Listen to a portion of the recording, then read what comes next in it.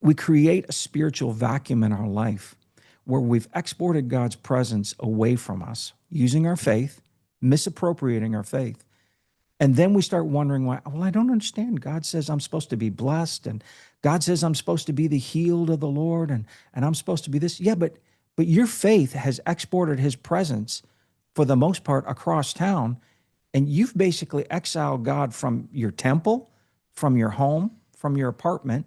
You've done it probably um, without knowing, ignorantly, but Hosea 4:6 does say, you know, it's the ignorance of God's will and the knowledge of God's will, where he says, my people perish for lack of knowledge. And so, when we export and we create this spiritual vacuum in our life, well, think about it. Like when you have a vacuum in your yard of good grass, you get weeds. When you aren't growing good crops, you get weeds. Without even trying, you get weeds. And we know, scientifically, life doesn't tolerate a vacuum.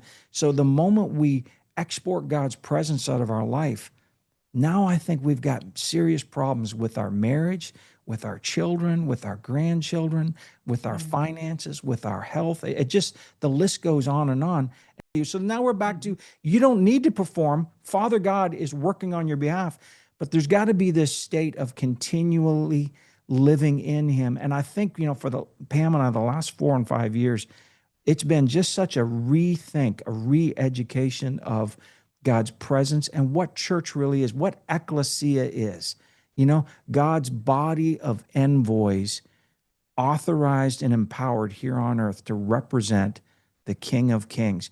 That's church. And when you are the church, you don't get into, you don't bother going to church. You be the church every day.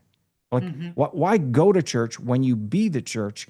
And so, I'm not saying there's anything wrong, obviously, with going to a building, being with other believers, worshiping the Lord, being in crowds of 10 to 10,000. There's nothing wrong with any of that. But there is something wrong with exporting God's presence out of your life and thinking that somehow that ritual is enough, because it's not.